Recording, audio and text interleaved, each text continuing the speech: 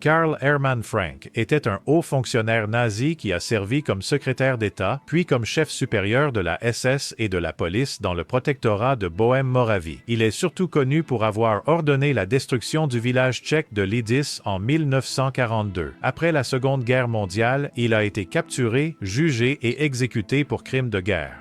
Cette vidéo couvre son parcours, sa carrière politique et le massacre de Lidis. Karl Hermann Frank est né en 1898 à Karlsbad, alors partie de l'Empire austro-hongrois. Aujourd'hui, la ville est connue sous le nom de Karlovy Vary, en République tchèque. Il était ethniquement un Allemand des Sudètes, faisant partie de la minorité germanophone dans ce qui deviendra plus tard la Tchécoslovaquie. Après l'effondrement de l'Empire austro-hongrois après la Première Guerre mondiale, le nouvel État de Tchécoslovaquie a été établi. De nombreux Allemands des Sudètes, y compris Frank, se sentaient politiquement et culturellement aliénés dans ce nouveau cadre national. Le nationalisme allemand parmi cette minorité a considérablement augmenté pendant l'entre-deux-guerres. Dans les années 1920, Frank a rejoint des mouvements politiques nationalistes allemands et d'extrême droite. Au début des années 1930, il s'est impliqué dans le Parti allemand des Sudètes, SDP, qui prônait l'unification politique de la région des Sudètes avec l'Allemagne. Frank était une figure ambitieuse et gravit rapidement les échelons du parti. Ses opinions politiques s'alignaient étroitement avec celles du parti nazi en Allemagne. Il soutenait le régime autoritaire, la hiérarchie raciale, l'antisémitisme et l'expansion du pouvoir allemand en Europe centrale. Sa loyauté envers la cause nazie lui a valu des liens directs avec le régime d'Adolf Hitler. En 1938, les accords de Munich ont forcé la Tchécoslovaquie à céder les Sudètes à l'Allemagne nazie.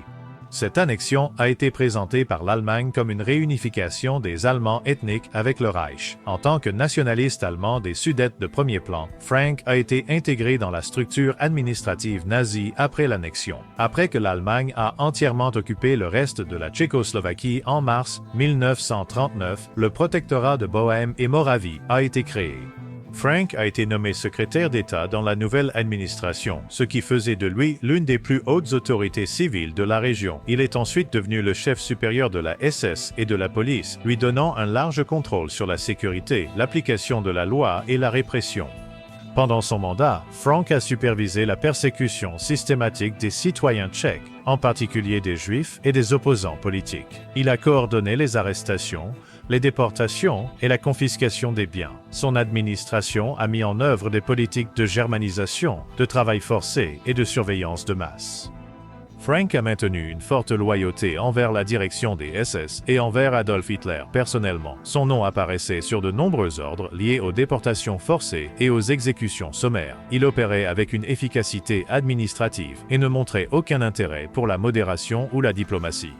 Le 27 mai 1942, le SS Obergruppenführer Reinhard Heydrich, protecteur du Reich de Bohême et Moravie, a été attaqué à Prague par des résistants tchèques formés par les services de renseignement britanniques. Il est mort de ses blessures le 4 juin 1942.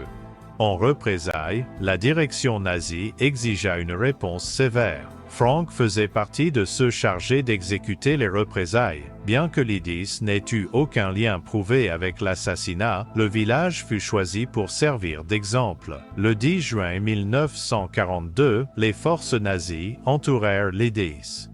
Tous les hommes adultes ont été rassemblés et exécutés. Un total de 173 hommes ont été fusillés par groupe. Les femmes ont été déportées au camp de concentration de Ravensbrück. Environ 88 enfants ont été soit gazés au camp d'extermination de Chelmno, soit envoyés dans des familles allemandes pour une assimilation forcée. Le village entier a été détruit. Les bâtiments ont été détruits, le cimetière a été profané, le terrain a été aplani et le nom de Lidis a été retiré des cartes officielles. L'acte a été annoncé publiquement par le gouvernement nazi comme un avertissement. Le massacre de Lidis a reçu une attention et une condamnation internationale généralisée. Il est devenu un symbole de la brutalité nazie et de la punition collective. Le rôle direct de Karl Hermann Frank dans l'autorisation et la facilitation du massacre était bien documenté. Il est resté à son poste jusqu'à la fin de la guerre. Alors que l'Allemagne nazie capitulait en mai 1945, Karl Hermann Frank a tenté d'échapper à la responsabilité en fuyant vers l'ouest. Il a été appréhendé le 9 mai 1945 par le personnel militaire américain près de la ville de Plzeň en Tchécoslovaquie occidentale. Reconnu immédiatement en raison de sa grande notoriété publique, il a été placé en état d'arrestation et remis aux autorités tchécoslovaques. Sa détention a attiré l'attention du public et des médias dans le pays nouvellement libéré. Beaucoup de Tchèques le voyaient non seulement comme un fonctionnaire nazi, mais aussi comme un symbole direct de répression, de peur et de punition collective. La destruction de l'Ydice, en particulier, restait une atrocité douloureuse et largement mémorisée.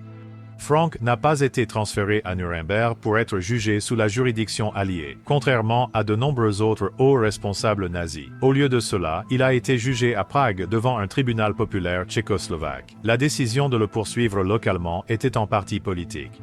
Les autorités tchèques considéraient ces crimes comme nationaux, dirigés contre leur propre population et territoire. Son procès a commencé en mars 1946.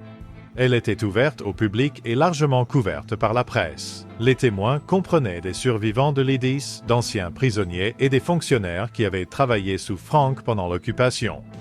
Frank a été accusé de crimes de guerre, de crimes contre l'humanité et de crimes contre la nation tchèque.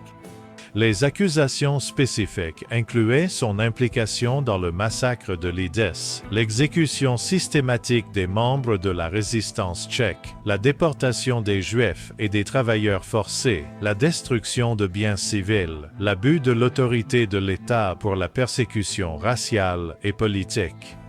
Pendant le procès, Frank n'a pas nié que ces événements se soient produits, mais a tenté de rejeter la responsabilité sur des responsables de rang supérieur ou sur les nécessités de la guerre.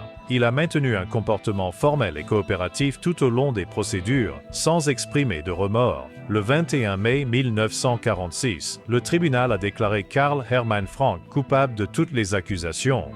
Il a été condamné à mort par pendaison publique. L'exécution de Karl Hermann Frank a eu lieu le matin du 22 mai 1946 à la prison de Pankráč à Prague. Le gouvernement tchécoslovaque a permis que l'exécution soit menée en public, une exception rare à l'époque. La décision était basée sur une demande généralisée parmi la population et la nature symbolique des crimes de Frank. On estime qu'environ 5000 civils étaient présents sur le site de l'exécution, y compris des survivants de l'occupation nazie, d'anciens résistants et des membres du grand public. Frank a été amené à la potence peu après l'aube. Il portait un uniforme de prison simple et restait calme. Les témoins ont rapporté qu'il marchait sans aide et ne montrait aucun signe extérieur de panique ou de détresse. Avant que le bourreau n'accomplisse son devoir, on a demandé à Frank s'il souhaitait prononcer des derniers mots. Il a répondu par une brève déclaration « Vive l'Allemagne ».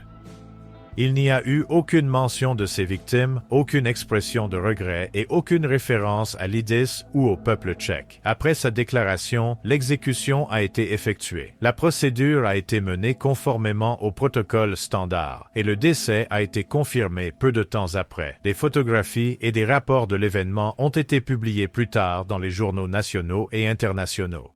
L'exécution a été interprétée par beaucoup comme un acte symbolique de justice, non seulement pour les victimes de l'Ydice, mais aussi pour l'ensemble de la population tchèque qui avait souffert sous l'occupation nazie.